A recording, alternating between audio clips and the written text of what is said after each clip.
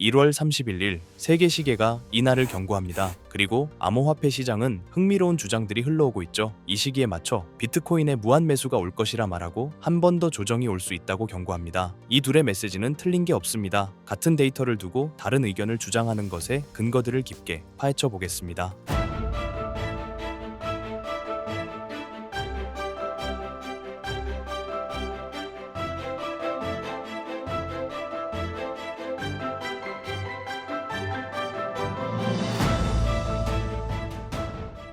먼저 리얼비전 창업자 라울 팔의 분석부터 보겠습니다. 그는 2026년이 하락장이 될 것이라는 주장 자체가 말이 안 된다고 봅니다. 이유는 한 가지입니다. 글로벌 유동성 관점에서요. 라울 팔의 논리는 단순합니다. 2026년에 하락장이 오려면 유동성이 줄어야 한다. 그런데 지금은 유동성이 줄어든다는 증거가 보이지 않는다는 겁니다. 그가 여기서 들고 오는 현실 데이터가 있습니다. ISM 제조업 지수가 47입니다. 이 수치는 제조업이 기본적으로 경기 침체 수준에 가깝다는 신호로 해석되곤 하죠. 이런 상황에서 유동성을 확 줄여버리면 경제는 버티기 어렵습니다. 나라가 멈춰버린다는 표현까지 쓰는 이유가 여기 있습니다. 그리고 그는 정치적 인센티브도 같이 봅니다. 중간 선거가 있는 해에 게다가 매우 공격적으로 친기업 성향인 행정부가 채권 시장 통제를 잃고 은행 시스템을 흔들고 주식 시장을 망가뜨릴까요? 라울 팔은 그 그림이 잘 안 그려진다고 말합니다. 게다가 인플레이션도 상대적으로 낮은데 굳이 왜 그런 선택을 하겠느냐는 거죠. 이제 여기서 라울 팔이 제시하는 핵심 고리가 등장합니다. 그는 비트코인을 내부 스토리로 보지 않습니다. 그보다 더 큰 바깥 변수, 즉 유동성의 파도로 설명합니다. 라울 팔은 이렇게 주장합니다. 비트코인은 글로벌 유동성과 90% 상관계가 있고 나스닥과는 97.5% 상관계가 있다. 그리고 이 상관 구조가 비트코인이 존재한 이래로 계속 유지되어 왔다고요. 여기서 그가 던지는 질문은 이것입니다. 그럼 2026년 하락장을 강하게 주장하는 사람들은 무엇을 전제로 하느냐? 결국 이 상관계가 갑자기 깨질 것을 전제로 하는 셈이다. 10년 넘게 유지된 상관 구조가 사라진다는 건데 그게 가능하려면 뭔가 근본적인 환경 변화가 있어야 합니다. 그런데 라울 팔의 결론은 이렇습니다. 바뀐 게 없다. 그래서 그 주장이 설득력이 떨어진다는 겁니다. 그는 중앙은행 쪽 흐름도 같이 묶습니다. 중앙은행들이 다시 대차대조표를 확대하고 있다고 보고 양적 긴축은 끝났다는 쪽에 무게를 둡니다. 그리고 재정 부양이 오고 연준이 금리를 낮추며 유동성을 시스템에 밀어넣고 있다는 프레임으로 해석합니다. 여기서 많은 사람들이 답답해하는 지점을 라울 팔도 정확히 짚습니다. 트럼프가 규제를 정리하고 있고 암호화폐가 폭발할 기반을 닦고 있는데 왜 가격은 안 오르냐? 이 질문을 굉장히 많이 받는다는 겁니다. 라울 팔의 대답은 단순합니다. 유동성이 아직 진짜로 흐르지 않았기 때문이다. 그리고 규제도 분위기만으로는 부족하다고 봅니다. 규제 명확성은 아직 확정이 아니라는 거죠. 다만 명확성 법안이 오고 있다고 보고 그게 통과되면 기관들이 그동안 준비해왔던 것들을 한꺼번에 출시할 거라고 말합니다. 이 대목에서 라울 팔이 쓰는 비유가 있습니다. 은행 시스템이 엔진을 예열하고 있다. 체커드 플래그가 올라가서 레이스를 시작할 수 있기를 기다리고 있다는 표현입니다. 즉, 준비는 되어 있는데 신호가 아직 안 떨어졌다는 프레임입니다. 이제 라울 팔이 이더리움을 어떻게 보는지로 넘어가겠습니다. 그는 금융 시스템이 결국 이더리움 위에 구축될 것이라고 확신에 가깝게 말합니다. 물론 솔라나도 쓰고 수이도 쓰겠죠. 하지만 그가 보는 핵심은 따로 있습니다. 이더리움은 금융 시스템이 사용할 마이크로소프트 운영체제 같은 존재가 될 거라는 관점입니다. 그 이유를 몇 가지로 정리합니다. 첫째, 가장 넓은 인재 밀도가 있다. 둘째, 다른 어떤 스마트 컨트랙트 플랫폼보다 오랜 기간 실전 테스트를 거쳤다. 셋째, 확장 가능한 레이어 2가 있다. 이 레이어 2가 각자 체인을 스핀업해서 실험하고 싶은 것들을 돌릴 수 있는 능력을 준다는 겁니다. 그 다음은 돈이 들어오는 관문으로 스테이블 코인을 봅니다. 그는 스테이블 코인 공급이 작년에 2배로 늘었다는 흐름을 언급하고 은행들이 명확성 법안 통과를 예상하고 제품을 만들고 있다고 봅니다. 그리고 통과가 되면 어떤 일이 벌어지느냐? 기관 자본이 암호화폐로 쏟아질 것이라는 시나리오를 이야기합니다.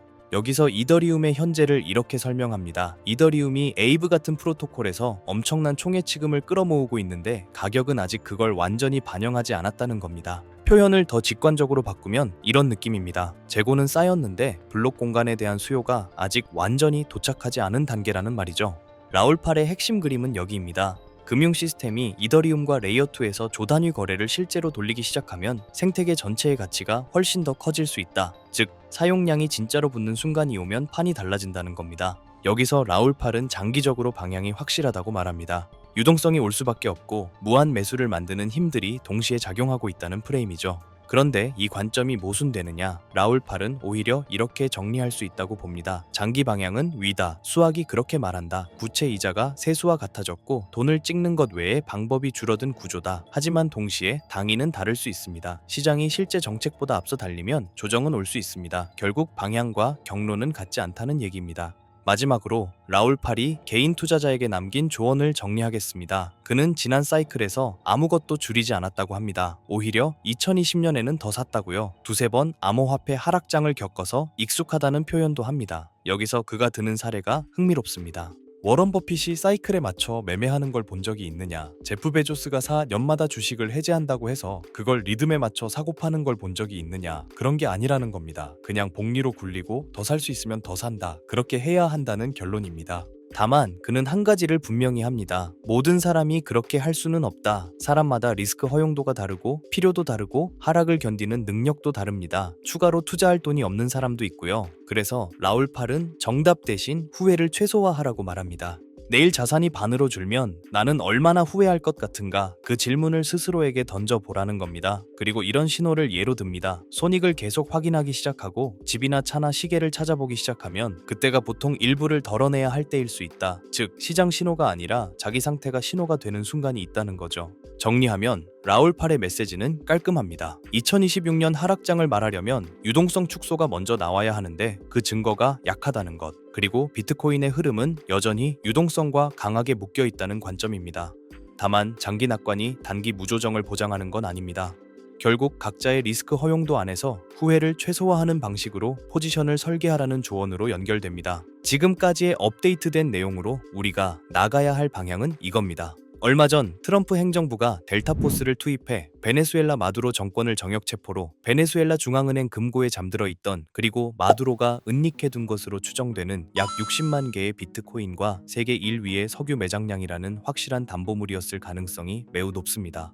그린란드도 마찬가지입니다. 단순한 얼음 땅이 아닌 AI와 양자 컴퓨터 시대의 필수적인 히토류, 그리고 데이터 센터를 식혀줄 천연 냉각 시스템이라는 에너지 인프라를 확보하기 위한 보석입니다. 최근 트럼프의 행보에서 에너지와 관련된 굵직한 이슈는 일론 머스크의 발상과 연결점이 있는데요. 최근 머스크의 인터뷰에서 이런 말을 했습니다. 미래의 화폐는 달러나 금이 아니다. 결국 전력량, 즉 에너지가 곧 화폐가 될 것이다. 지금까지의 화폐는 신용, 즉 미국 정부가 안 망한다는 믿음에 기반한 종이 쪼가리였으니 말이죠. 하지만 AI가 지배하는 세상에서 데이터 센터를 돌리고 로봇을 움직이는 건 종이 돈이 아닙니다. 전기입니다. 전기가 끊기면 AI도 금융도 비트코인도 멈춥니다. 에너지를 가진 자가 화폐를 발행하는 권력을 쥔다. 이것이 트럼프와 머스크가 꿰뚫어본 에너지 본위제의 본질이에요. 결국 이 모든 건 미국은 지금 달러라는 종이 쪼가리 패권이 저물어가는 것을 인정하고 에너지와 비트코인이라는 새로운 패권으로 갈아타기 위해 국가의 체질을 뜯어고치고 거라고 봅니다. 지금까지의 부자들을 보면 강남의 아파트, 맨해튼 빌딩 같은 부동산 RWA를 가진 사람들이었잖아요. 하지만 트럼프가 대형 투자자의 주택 매입 금지 행정명령으로 그 문을 닫아버렸어요. 그렇다면 앞으로의 부자는 누가 될까요? 여러분 중 인생을 바꿀 만큼의 부자를 꿈꾸고 계신다면 여기서부터 제가 말씀드리는 내용이 매우 중요합니다. 지금까지 블랙록, 뱅가드 같은 월가 큰손들의 자금 주차장인 미국 주택시장을 트럼프의 행정명령으로 강제로 철거해서 나온 수천조 원의 돈은 어디로 흘러갈까요? 돈은 가만히 있으면 썩습니다. 어딘가로는 반드시 흘러가야 합니다. 부동산만큼 덩어리가 크면서도 아직 저평가된 새로운 그릇이 필요해진 시점에서 미 의회에서는 클래리티 액트에 대한 마크업 심사가 예정되어 있다는 소식입니다. 한쪽에서는 행정명령으로 구시대의 자산인 실물 부동산 매입을 막아버리고, 다른 한쪽에서는 법안을 통해 신시대의 자산인 디지털 자산 시장의 문을 열었어요. 그 때문에 지금 말씀드리고 있는 에너지 인프라 RWA를 선점한 사람이 다음 세대의 부자가 될 가능성이 매우 높습니다. 머스크는 방향을 가리키고요. 트럼프는 판을 깔았습니다. 건물들이 아니라 에너지를 봐라. 부동산에서 돈을 빼라.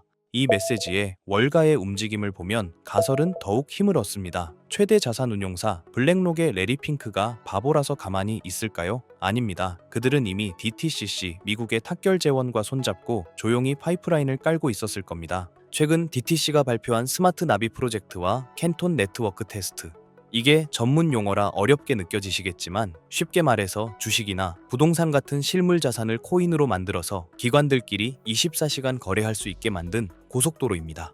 이제 감이 오시죠? 결국 트럼프가 그린 큰 그림은 이겁니다. 부동산이라는 아날로그에서 돈을 빼라는 건 우리가 깔아놓은 RWA라는 디지털 고속도로, 그 위로 그 돈을 태워라. 여기서 상식적으로 생각해보세요. 블랙록이나 JP 모건 같은 월가 하이에나들이 자신들의 이 경원짜리 자금 흐름을 누구나 지갑 주소만 알면 실시간으로 다 들여다볼 수 있는 퍼블릭 블록체인 위에서 굴리고 싶어 할까요? 온도나 체인링크는 기본적으로 이더리움이나 솔라나 같은 퍼블릭 체인 위에서 돌아갑니다. 블랙록이 지금 1조 원어치 샀네 하고 전 세계가 다 볼 수 있다는 뜻입니다.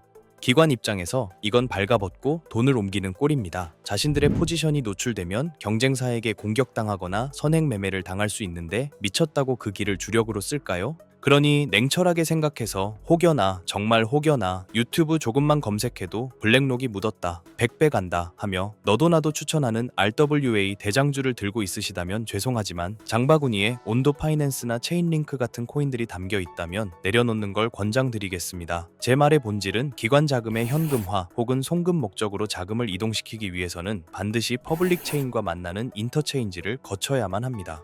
즉, 기관의 프라이빗 장부와 우리가 쓰는 퍼블릭 블록체인을 기술적으로 그리고 법적으로 연결해주는 유일한 연결고리. 그러면서도 머스크가 강조한 에너지 데이터까지 처리할 수 있는 미들웨어 코인. 이걸 이야기 드리는 건데요. 티커 세 글자를 딱 찍어드리면 속이 시원하시겠죠? 하지만 저는 리딩방이 아닙니다. 여러분께 고기를 잡는 그물을 드릴 거고 기관들의 비밀 문서와 머스크의 발언을 종합했을 때 이 히든 코인은 반드시 다음 세 가지 조건을 충족해야만 할 것입니다. 첫 번째 조건, 기관의 자금은 캔톤 네트워크라는 자기들만의 지하 벙커에 숨어 있습니다. 모건 스탠리가 비트코인, 이더리움 다음으로 솔라나 신탁을 준비하고 있죠. 이게 무슨 신호일까요? 기관들이 캔톤 네트워크 지하에서 굴리던 자산을 밖으로 빼낼 때 가장 선호하는 출구가 바로 솔라나 생태계가 될 가능성이 높다는 뜻입니다. 즉, 여러분이 찾아야 할 코인은 이더리움 계열의 느려 터진 구형 모델이 아니라 기관들의 고속 거래를 감당할 수 있는 솔라나 기반의 인프라 안에 숨어 있을 확률이 매우 높습니다. 두 번째 조건, 머스크의 영수증이어야 합니다. 이게 진짜 핵심입니다. 머스크는 화폐는 전력이라고 했습니다. 그렇다면 미래의 RWA는 빌딩을 쪼개는 게 아닙니다. 발전소에서 생산된 전력, 데이터 센터의 컴퓨팅 파워. 이 무형의 에너지를 실시간으로 블록체인에 기록하고 토큰으로 바꿔주는 기술. 전문 용어로 디핀, 즉 탈중앙화 물리 인프라라고 하죠. 단순히 금융만 연결하는 게 아니라 에너지 데이터를 처리할 수 있는 오라클 기능이 탑재되어 있어야 합니다. 세 번째 조건, 규제 준수 딱지가 붙어 있는가입니다. 클래리티 액트, 이름부터가 명확성입니다. 익명성 뒤에 숨어서 자금 세탁이나 하는 코인들은 퇴출될 위험이 큽니다. 반대로 디지털 신원 인증 기능이 내장되어 있어서 이 돈은 마약 자금이 아니라 삼성전자가 보낸 돈입니다. 라고 꼬리표를 붙여줄 수 있는 화이트리스트 코인. 기관들은 오직 이런 코인만 파트너로 인정할 것입니다. 이 세 가지를 듣고 아직 어떤 코인인지 감이 잘 안 오는 분들, 그래서 지금 그게 뭐냐고 여쭤보고 싶으셨죠? 하지만 제가 공개적인 유튜브 영상에서 덜컥 그 이름을 언급해버리면 어떤 일이 벌어질까요? 그 피해는 또 다른 일반인, 저희 구독자님들이 받을 수 있습니다. 다시 말씀드리지만 저 김도현은 이 채널이 구독과 좋아요로 커지는 것에 도움을 주신 구독자님에게 감사한 마음으로 도움을 드렸으면 드렸지 단연코 회원비, 멤버십 가입을 목적으로 연락드리지 않습니다. 이런 저의 선행을 반대로 악이용의 정보 공유를 빌미로 문자를 받아서 돈을 받고 알려준다는 식의 질이 나쁜 사칭 사기로 피해를 입으실 뻔한 분들이 있어요. 이런 범죄자들의 위험으로부터 간절한 도움이 필요한 구독자님들에게 정보가 잘 전달될 수 있도록 제가 직접 검토할 거고요. 지금 말씀드린 히든코인의 정보 받으신다고 무작정 담아야 하는 거 아닙니다. 시간이 지나 지금의 가격의 2배, 아니 단기로 10%만이라도 변동되어도 그때 사둘 걸 하실 겁니다. 저는 확실한 목표가를 두고 지금 가격에서 40배 이상의 전망을 보고 있습니다. 100만 원이 4천만 원, 300만 원이 1억 원 이상이 될 큰 파동을 여러분들은 관점과 목표가 없이 가지고 있을 수 있을까요? 제 개인 번호입니다. 이 번호로 전기라고 보내주시길 바랍니다. 제가 꼼꼼히 확인 후 한 분씩 놓치지 않고 꼭 공유드리도록 하겠습니다. 물론 투자의 최종 판단과 책임은 여러분 각자의 몫입니다. 알려드린다고 강제적으로 진행하라는 뜻이 절대 아니란 거예요. 세상에 무조건 오르는 코인은 없으니까요. 하지만 남들보다 한 발 앞서서 제가 분석한 기관과 캔톤 네트워크의 연결고리에 대한 구체적인 근거와 관점을 미리 참고해보고 싶으신 분들이라면 이야기가 다릅니다. 정말 진지하게 공부하고 대응하실 의지가 있는 구독자분들에게만 공유해드리고 싶습니다.